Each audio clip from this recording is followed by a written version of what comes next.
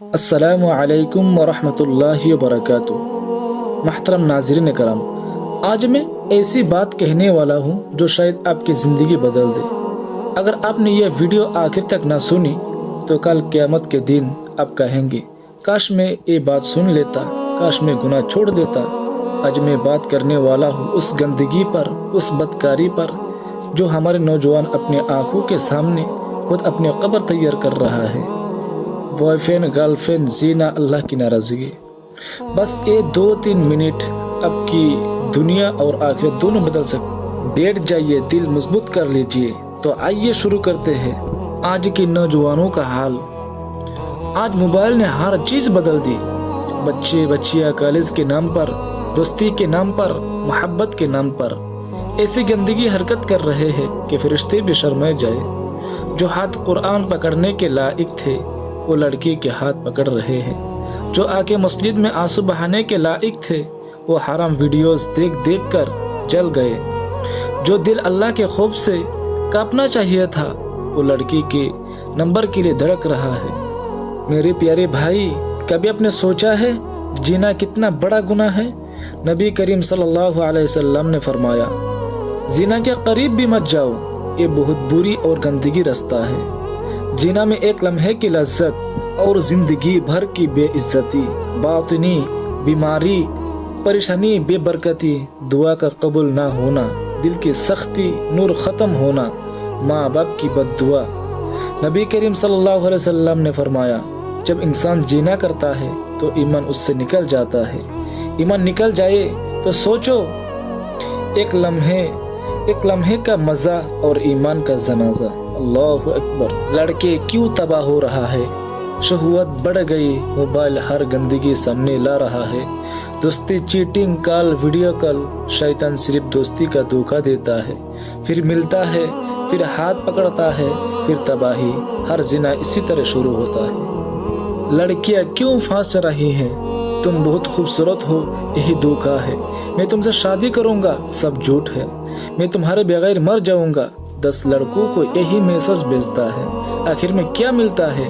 बदनामी, रोग, परेशानी, और वो लड़का भाग जाता है। मेरे प्यारे भाई, एक दर्दनाक हकीकत, हजारों लड़कियां रोते हुए मैसेज करती हैं, भाई उसने मुझे इस्तेमाल किया, छोड़कर चला गया।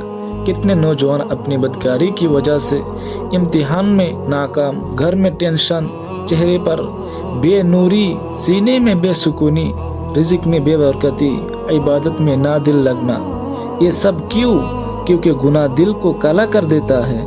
मेरे प्यारे भाई, अल्लाह का अज़ाब बहुत करीब है।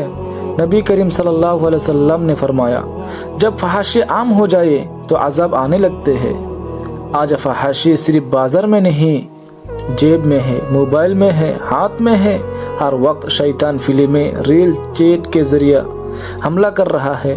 हम खुद अजाब को दावत दे रहे हैं। मेरे भाई, अगर आज मर गए तो बस जरा सोचो, अगर आज मौत आ गई और कल रिकॉर्ड सामने आ गया, चीटिंग सामने आ गई, हराम वीडियोस का हिस्ट्री सामने आ गया, क्या मुंह दिखाओगे?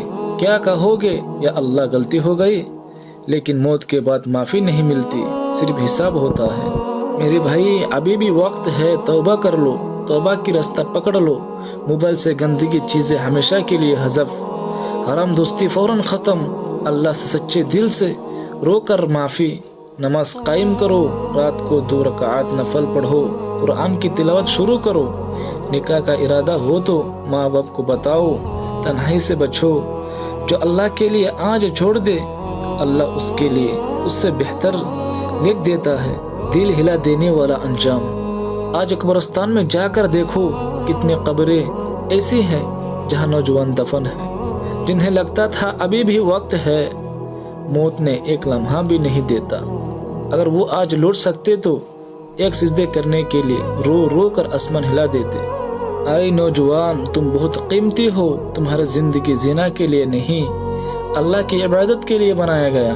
अपने नौजवानी को, अपने जवानी को हराम में ज़ाय ना करो, वरना कल क़यामत के दिन पछताने के सिवा कुछ नहीं बचेगा। और मेरे भाई, इस वीडियो को जहाँ तक हो सके शेयर करें, ताकि सब लोग इस वीडियो को देखें और सुने। اور اس غلط حرکت سے بچے